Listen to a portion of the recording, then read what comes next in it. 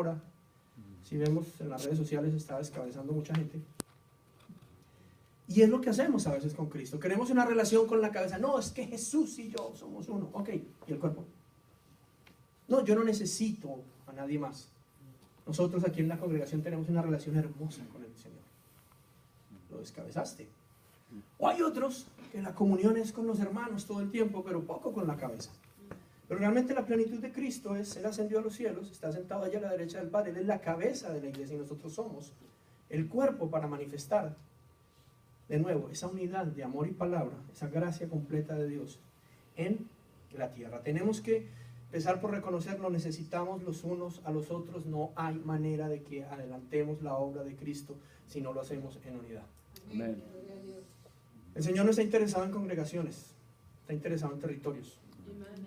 El Señor creó su iglesia para recuperar territorios, no para crear organizaciones ni congregaciones. Así que el Señor está interesado en Ottawa, está interesado en Canadá. Y cuando envía personas a Ottawa y levanta congregaciones en Ottawa, no lo hace para levantar la congregación, lo hace para recuperar Ottawa. Así tenga que morir la congregación. Porque no se trata de la congregación, se trata del territorio. Amén.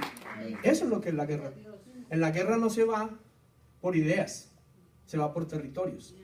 Una de las más recordadas, y voy a citar esa que es la que tal vez menos dolor causa, aunque todas las guerras causan dolor, la guerra de Kuwait. ¿Cómo se llama? Desert Storm. Tormenta del desierto. Una guerra rápida, eficaz, contundente, cumplió el objetivo. ¿Cuál fue el objetivo? Irak invadió Kuwait. Los aliados fueron a recuperar ¿qué? La idea o el territorio. Fueron a recuperar Kuwait. Y lo hicieron. Rápidamente lo hicieron. Entraron contundentemente y expulsaron del territorio y recuperaron el territorio para Kuwait. ¿Cómo lo hicieron? Con una invasión por tierra que no hubiese sido exitosa si no hubiese tenido todo un soporte de inteligencia, aviones sobrevolando, avisando dónde estaba el enemigo y utilizando artillería antiaérea para desactivar las unidades enemigas, y entonces los que iban por tierra pudieron entrar. La guerra espiritual y la invasión física al mismo tiempo. Hablaba anoche el apóstol Felipe de ocasiones que hemos vivido en Toronto en que la unidad se manifiesta para orar, pero a la hora que tenemos que ir al territorio no vamos.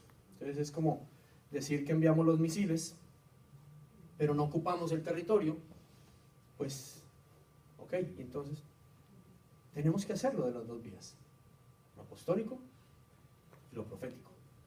No podemos solo quedarnos en lo profético, atando al diablo, desatándolo, encadenándolo, saltándole encima, marchándole en la cabeza, metiéndole el lago de fuego y azufre, lo sofreímos un ratico, lo volvemos a sacar, lo volvemos a atar.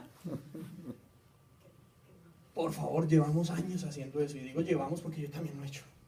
¿Qué día había enseñado de eso?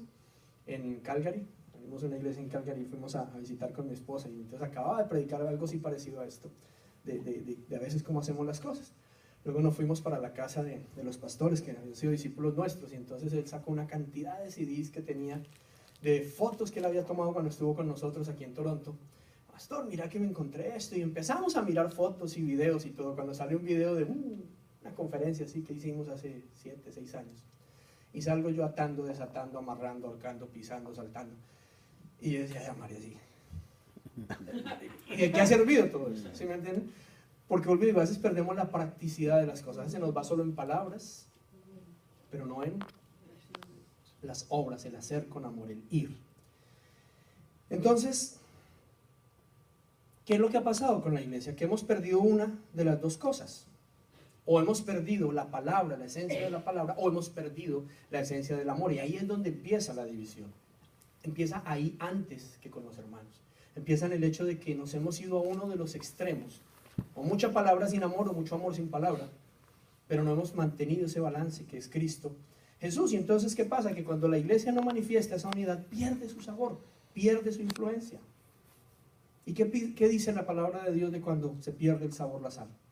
Que solo sirve para ser arrojada al piso y pisoteada. Miremos lo que está pasando con la iglesia de Cristo ahorita. Está siendo pisoteada, está siendo humillada. Casi que a diario, yo creo que no pasa una semana sin que tengamos que leer algo que ensucia, que mancha a la hermosa novia del Señor. Y peor aún, a veces somos nosotros mismos los que la escupimos. Porque a veces somos nosotros mismos los que hablamos mal, los que criticamos, los que hablamos de lo que otros hacen. ¿Y qué es lo que estamos haciendo? Sencillamente hablando mal de la novia. Hablando mal de la novia cuando el Señor nos dio una instrucción clara, dijo, y nos puso como ejemplo nuestro matrimonio. Uno puede usar ese Efesios 5 de dos maneras. O en el matrimonio, como Jesús ejemplo para cómo tratar a nuestra esposa, o la manera en que tratemos a nuestra esposa, en la manera como debemos tratar la iglesia. Pero básicamente lo que él dijo es que debíamos sacrificarnos por ella, morir a nosotros para que ella viva. ¿Cierto que sí? Ahí encontraremos o empezaremos a encontrar la unidad. Cuando morimos por la novia, cuando morimos por la iglesia. Cuando buscamos la unidad de Cristo en nosotros mismos, en nuestras vidas, en nuestro hogar, en nuestra congregación, pero inmediatamente entendemos que para que la unidad se produzca en un lugar, alguien tiene que pagar el precio, alguien tiene que morir, alguien tiene que dejar de verse a sí mismo y dejar de ver sus planes y sus propósitos y sus estrategias como más importantes y empezar a verlos del Señor como más importantes. Y ahí es donde viene la pregunta, aunque escuchándote hablar y viendo lo que estás haciendo, yo creo que ya sé la respuesta. Pero igual, la pregunta está, ¿están dispuestos a poner su tiempo y sus recursos para lograr la unidad en Ottawa? Ahora, cuando hablo de recursos no me refiero solo a finanzas, me refiero que este lugar sirva para esa unidad, los voluntarios, los dones, los talentos, aun si su nombre no figura. Aún si no sale el nombre del pastor, aún si el pastor no es invitado a predicar, no es el que va a figurar en el cartel. Aún si no va a dejar beneficio económico para nuestra iglesia, aún si no vamos a ser aplaudidos. ¿Está dispuesto la iglesia Mahanaim de Ottawa a pagar el precio y si le piden la camisa, dar también la capa? Si le dicen que cargue una milla, la cargue dos. ¿Está dispuesto a poner la mejilla vez tras vez sin exigir sus derechos? ¿Están dispuestos a lavar los pies de los demás pastores de la ciudad? Y no me refiero al acto profético de lavar los pies, me refiero a servir, servir, servir, servir, servir y seguir sirviendo con todo, así no se reciba nada a cambio. A eso es a lo que yo me refería. ¿Qué si para que la unidad y el nombre de Cristo sea levantado en Ottawa, esta congregación tuviera que morir? ¿Estarían dispuestos a pagar el precio? Porque esa es la pregunta. ¿Estamos dispuestos a morir incluso a nuestra doctrina para abrazar la universalidad de la iglesia, a dejar de hacer lo que hacemos solo por hacerlo? ¿A cambiar nuestras estructuras? Hay personas que dicen, por ejemplo, que nada tiene que hacer un político en una iglesia, por decir algo. Que el gobierno, la política y la iglesia no tienen nada que ver, que la iglesia es corrupta y que no podemos corromper el altar del Señor. Lo digo porque lo he escuchado, me lo han dicho. ¿Estamos dispuestos a morir a eso y aún dejar que gente se vaya de nosotros si Dios nos dice que paremos un político en nuestro altar? Cuesta, la unidad cuesta. Para que un grano de trigo dé fruto, primero tiene que caer en tierra y morir. Y tiene que morir. Reevaluar lo que hacemos, porque algo que debemos mirar es que a veces lo que hacemos como iglesia no tiene sentido. Lo hacemos ¿por qué? Porque es que así lo hacían en la iglesia donde yo vengo. Es que desde niño yo lo voy a hacer así. Es que todas las iglesias lo hacemos así. Hay muchas cosas que hacemos como iglesia que no sabemos ni por qué las hacemos. Lo mismo que cuando criamos hijos. ¿Y por qué le das de comer comida saludable a tu hijo? Porque sí. ¿Por qué lo mandas a la escuela? Porque hay que mandarlo a la escuela y hay que ahorrar para cuando vaya a la universidad, mandarlo a la universidad. Pero tenemos claro para qué tenemos hijos, para qué nos los dio Dios y qué es lo que estamos preparando en ellos. Lo mismo, ¿para qué estamos haciendo un servicio domingo? ¿Para qué cantamos? ¿Para qué hacemos una vigilia? ¿Para qué hacemos una noche de adoración? ¿Qué estamos preparando? ¿Tenemos claro el por qué y para qué lo hacemos? ¿O cómo así? Pues es que eso no es lo que hacen todas las iglesias. Pues claro que hay que hacer servicio, claro que hay que hacer una adoración, claro que hay que hacer vigilias, claro que hay que cantar. Pero es eso exactamente lo que Dios nos dijo, lo vamos a hacer así, lo vamos a hacer para esto.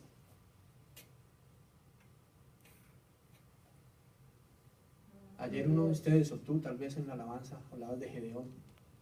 Esta mañana, cuando empezamos, nombraste a Gedeón.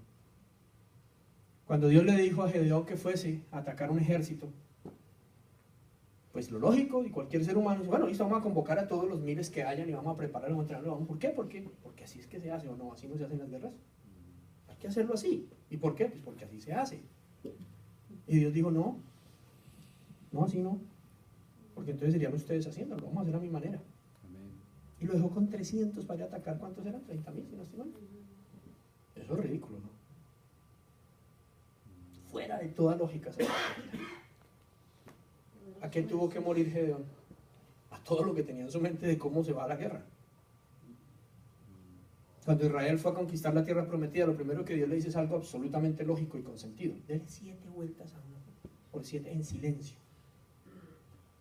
Ustedes se imaginan esa cantidad de hombres y especialmente de mujeres en silencio.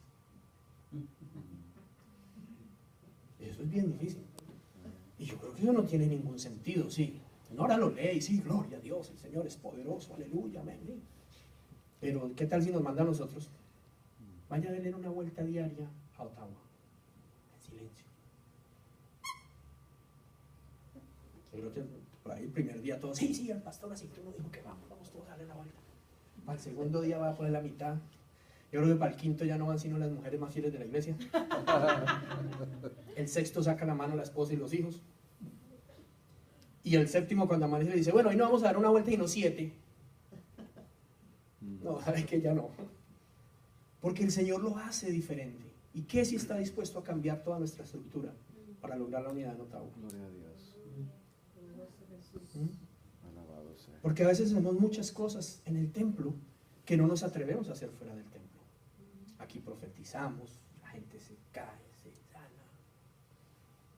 Pero afuera tenemos que invertir muchas cosas. A veces somos leones en la iglesia, gritando duro.